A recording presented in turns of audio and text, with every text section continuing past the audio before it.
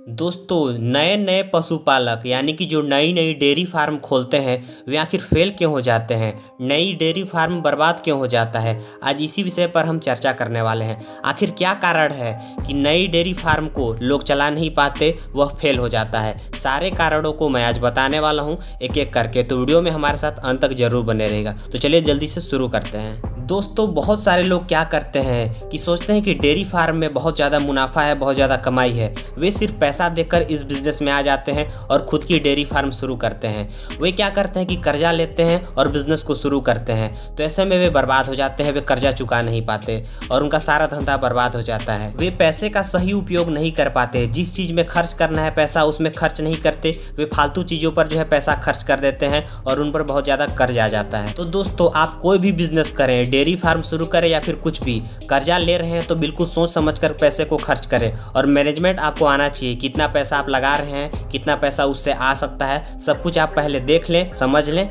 इसके बाद ही कोई भी बिजनेस शुरू करें। तो ये दोस्तों बहुत ही महत्वपूर्ण बात है, तो इसका बात का आपको ध्यान रखना बहुत ही ज़्यादा जरूरी है। दोस्तों, जब भी कोई नई नई डेयरी फार्म शुरू करता है तो उसका जो है दूध बिक नहीं पाता। अगर उसका दूध बिकेगा नहीं तो उसको मुनाफा नहीं होगा।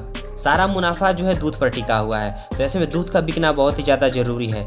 इसके लिए आपको अच्छी मार्केटिंग करनी पड़ेगी, अच्छा प्रचार करना पड़ेगा।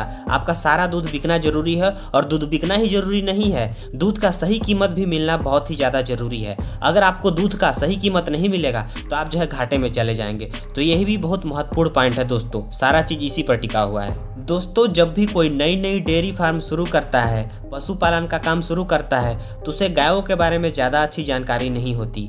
अच्छी गायों का चयन करना बहुत ही ज़्यादा ज़रूरी है। जब आप शुरुआत करते हैं तो अच्छी गायों का चयन करें, क्योंकि उसी से उनका वंश बढ़ेगा, उसी से बिजनेस आगे बढ़ेगा। आप शुरू करते हैं तो जब आप शुरू करते हैं तो आपके पास गायें कम होती है, धीरे धीरे गायों की संख्या बढ़ती है। तो ऐसे में अच्छी गायों का चयन करना यहाँ पर बहुत ही ज़्यादा महत्वपूर्ण है। तभी आपका जो है अच्छा दूध होगा, दूध की मात्रा ज़्यादा होगी, अच्छी कमाई होगी। तो यहाँ पर गायों का भी ध्यान रखना बहुत ही ज़्यादा ज़रूरी है कि कौन सा जो है चयन करें, कौन सी जो है गायों को लाना है। या फिर अगर आपके पास खुद की गाय है तो वो गाय कैसी है, उसका भविष्य कैसा है, इन सब के बारे में आपको बहुत ही ज़्यादा सोचना पड़ेगा, विचार करना पड़ेगा, तभी आप जो है सफल हो सकते हैं। इतना ही नहीं दोस्तों, गाय की बीमारी के बारे में भी आपको जागरूक रहना होगा कि कौन सा गाय भोजन नहीं कर रहा है, खाना नहीं खा रहा है, उसे कोई बीमारी तो नहीं हो गई है, वह स्वस्थ है या फिर नहीं है। इन सब चीज़ों का भी आपको बहुत ही ज़्यादा ध्यान रखना जरूरी है।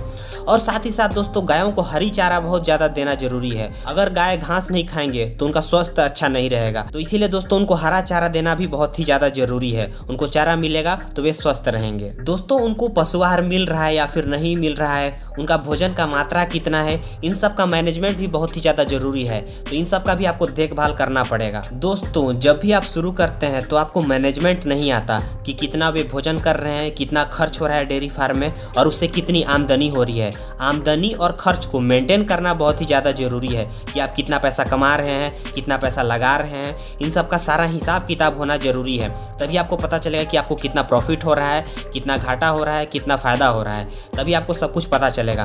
तो आपको सब कुछ हिसाब किताब रखने आना चाहिए, आपको मैनेजमेंट आना चाहिए और आपको खुद जाकर देखभाल सब कुछ करना पड़ेगा, मैनेजमेंट करना पड़ेगा। ऐसा नहीं है कि आप किसी के भरोसे छोड़ दिए। तो इन सब चीज़ों को भी आप ध्यान रखिए। और जब भी आप शुरू कीजिए तो छोटे स्तर पर शुरू कीजिए, बहुत ही ज़्यादा बड़े स्तर पर और बहुत ही ज़्यादा कर्ज लेकर मत शुरू कीजिए, नहीं तो क्या होता है, ऐसे में आपका बर्बादी होना तय है। दोस्तों, जब भी आप इसे शुरू करते हैं तो आप इस बिजनेस में पैसा देखकर मत आइए, क्योंकि पैसा हर जगह है, लेकिन करने पर पैसा आता है, मेहनत करने के बाद पैसा आता है। और इसमें मेहनत भी बहुत ज़्यादा आपको लगने वाला है दोस्तों। ऐसा नहीं है कि आप घर बैठे सारा काम होने वाला है। कौन सा पशु भोजन कर रहा है, कौन सा नहीं कर रहा है, और आपका हेल्पर काम कर रहा है कि नहीं कर रहा है, इन सब पर भी आपको ध्यान रखना पड़ेगा। नहीं तो जो है चोरी भी करने लगते हैं, हेल्पर होते हैं, इससे भी बिजनेस नहीं चलने लगता है, क्योंकि उनको तो सिर्फ सैलरी से मतलब है, उनको पैसे से मतलब है। सारा बिजनेस तो आपका है, तो मैनेज तो आपको ही करना पड़ेगा। तो आपका यहाँ पर इंटरेस्ट होना भी बहुत ही ज़्यादा जरूरी है।